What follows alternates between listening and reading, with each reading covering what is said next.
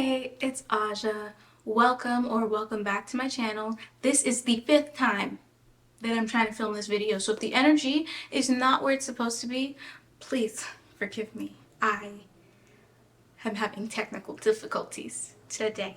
But we're here, and I have something to say. If you haven't been to my channel before, this channel is about exploration, pivoting, and learning new skills, whether you are later in life or just starting your journey. And I like to show both my successes and my failures so that we can both learn from them. That's also why I'm telling you the fact that I tried to film this video a lot of other times. Failures happen, but we keep trying. So I think I'm ready for my next pivot. That's what this video is about. I've been a flight attendant for just under 2 years, which, depending on who you ask, that's not a long time to hold one job. But for me, it's the longest I've ever had one job. Not because I go around getting fired a lot. I usually quit. Because I guess I'm in search of that ideal situation.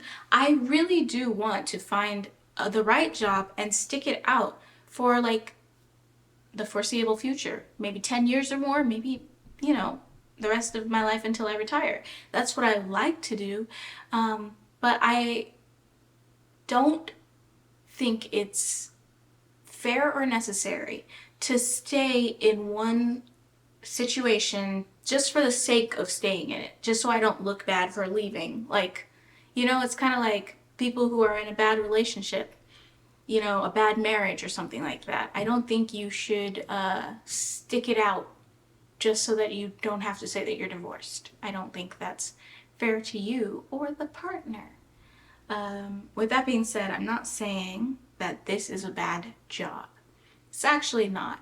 It's actually a decent job. It is a very exhausting job, a tiring job, but I'm willing to continue doing it under certain circumstances. So what I need from my pivot, my next career, or even if it is me deciding to stick this one out, what I need is for the income to hours ratio to make sense. Part of the reason I'm thinking about changing to a different airline is because the airline I'm in, I work a lot. I have to work this much to pay my bills and to live the lifestyle that I want, that I feel is comfortable. However, my passion for a lot of years has been YouTube. I've always been really passionate about YouTube. And what I discovered about myself is that in order for me to do YouTube consistently, I need to also have a job that makes me money. I need the job that makes me money to be consistent and fair and to not be exhausted when I finish it so that I can do YouTube. For a long time, that was teaching. When I was teaching in Korea, I actually had it so good. I wish I had realized how good I had it before leaving, but teaching in Korea, I had the perfect situation where I made plenty enough money to pay my bills, to live comfortably, to even go on vacation sometimes, and I had enough energy left after work to do the things that I'm passionate about, aka YouTube. Right now, I can't say that I have that. And I watch other flight attendant YouTubers. I've watched some of them since before I had this job, and some of them I started watching after. But like, to name a few off the top of my head, Alexis Black, Let's Journey, Being E.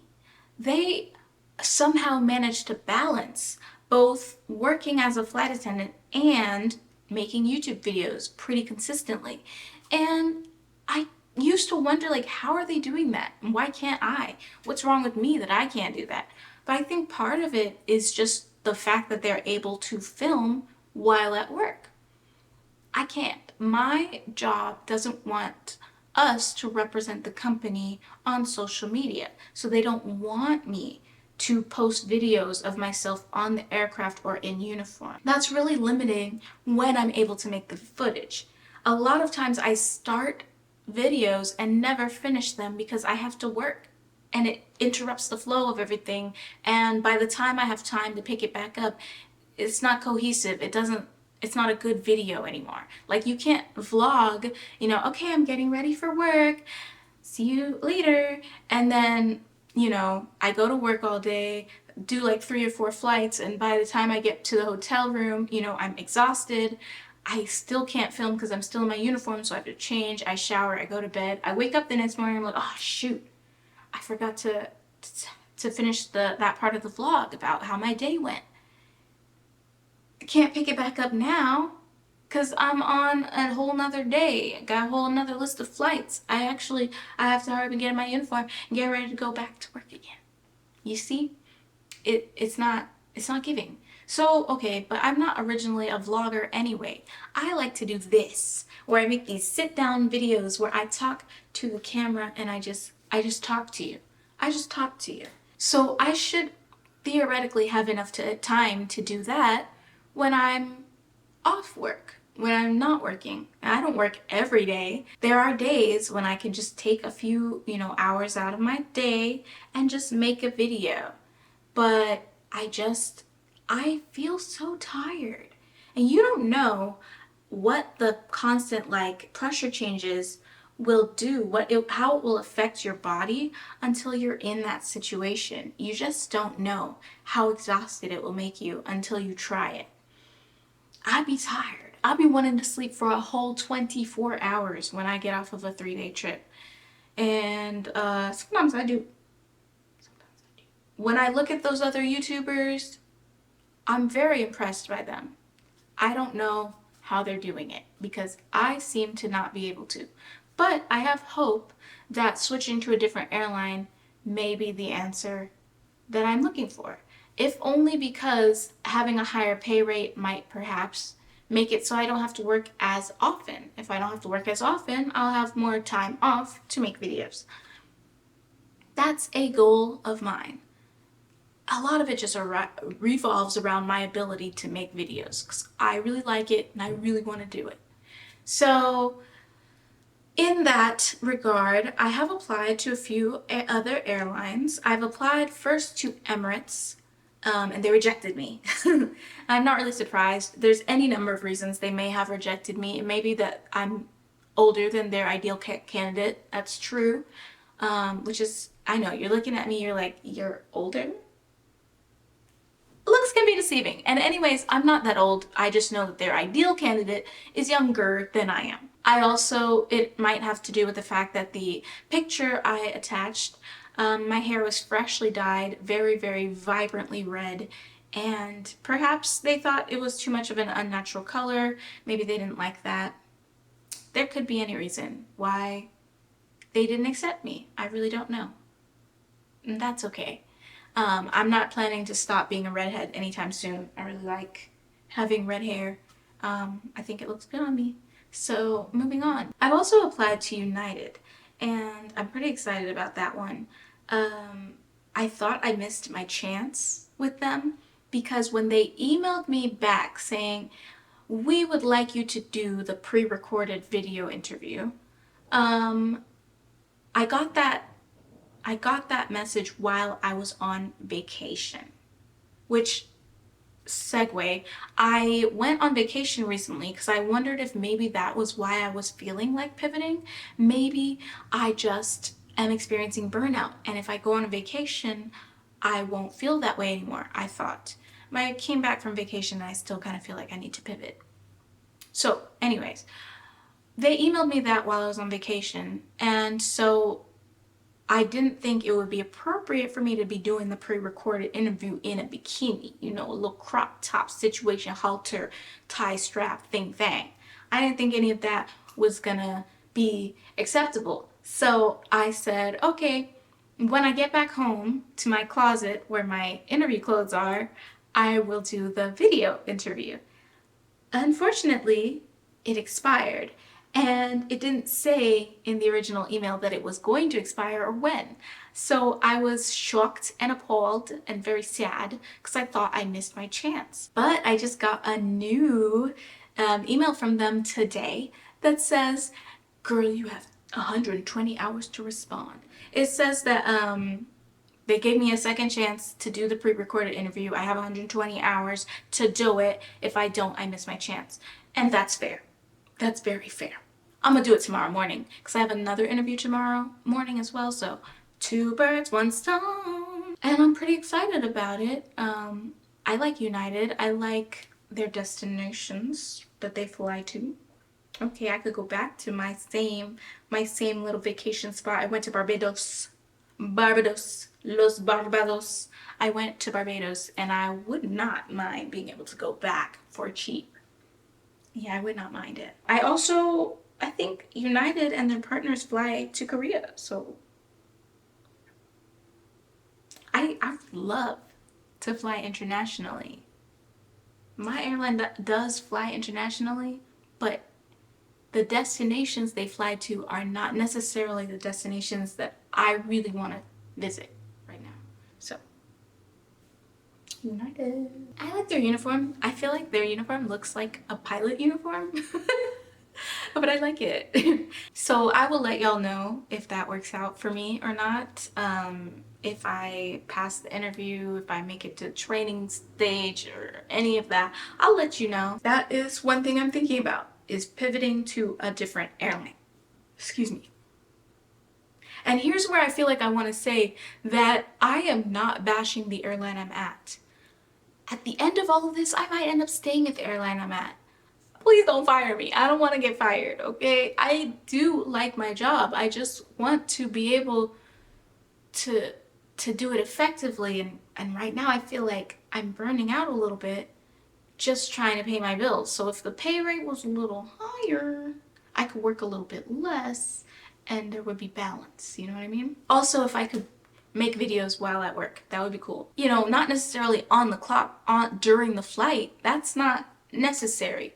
But there are times when we're at work, in between flights, no customers in sight. I could be recording a little something then, but I'm not allowed. And that's not fair to me. It's my time. Can I do what I want with my time, please? If it's your time, I should be paid for it. I think it's my time. So let me do what I want with my time. It's fair. A second option of how I might pivot, I want to go back to Korea. This is actually, I'm leaning very strongly in this one direction. I really want to go back to Korea. But there's nothing I can do, no movements I can make in that front anytime really soon, because the school year in Korea starts in March. You don't start applying for the March semester until after like September. And then they don't even tell you whether you made it through or not until like December, January, February. Like, they be taking their time to let you know if you made it or not. And so that's unfortunate, but true. And so I really don't know what's the best move to make as far as that, because my lease is going to end in like November, but I won't know yet whether I've made it to Korea in November. So then what am I going to do? Renew my lease here or move somewhere else that's like on a temporary basis without even knowing if I got the job? Like, what do I do? What do I do? I don't know. We'll figure it out when we get there. The third option is that I am applying to all the high-paying jobs that I can find on LinkedIn. Just all of them. Because here's the thing. I have a bachelor's degree. I know multiple languages, and I'm a fast learner. Quick study. I believe that I can do anything. What is there that I can't do? I can do anything. If there are some things that I don't know how to do, of course, but I can learn how to do those things, and usually with a quickness that not everybody else can do. And that's a fact. That's just a fact. Like, that's not just me big upping myself. I am quick to learn how to do new skills, and I am capable, and I want to. I'm highly motivated to earn those skills so that I can make the money. You know what I'm saying? So I've been applying to just all the high-paying jobs that I can find on LinkedIn and on Indeed right now. Unfortunately, I can't really focus in my efforts on one particular career because I just don't know what my skills are as well as I should. Or I do know what some of my skills are, but I don't know what they find valuable. I don't just know where I'm best suited to be at. Unfortunately, aptitude tests don't seem to be real, because I've tried taking a lot of online aptitude tests, and they'll be like, Yeah, you should work in customer service at a mall or something. Like, it's like every aptitude test want to tell me that my skills are not worth much money, and I just don't agree. I don't agree. My focus right now is like this, when it should probably be like this, but we gonna figure it out. In fact, if you have a suggestion for something that you think I would be good at, go ahead and leave it in the comment section, because why not? Why not? Why not? Why am I like this? So the goal is that I will have a job slash career with concrete hours that are the same every day, because this is a little bit harder to do, but I will do the flexible changeable hours if it's a flight attendant career. If it's not, I want them to be concrete hours. Preferably 40 of them per week or 35 of them per week. That's what I would like. And I want that to come up to a paycheck of at least $60,000 a year. I don't think that's too much to ask. I think that I have the skills and the work ethic for that. I'm not currently making that. I don't know if I will be successful in obtaining some such job in America, but I will try. And if I cannot, then I want it to be Korea, because I'm not gonna make 60K in Korea, but the life I can live in Korea is very comfortable and very good, and I miss it. And it all comes down to the wrap up that I just want to make a livable wage, working regular hours or a regular amount of hours, and then have energy left over at the end to do YouTube. Because YouTube has my heart, and I really want to be able to consistently commit to YouTube.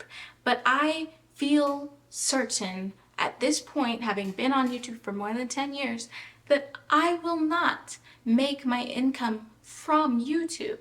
And so with that being said, I need the other job to make the income, but afford me the energy left over to do the YouTube. Is that maybe, I don't know if that's too much to ask. People have hobbies.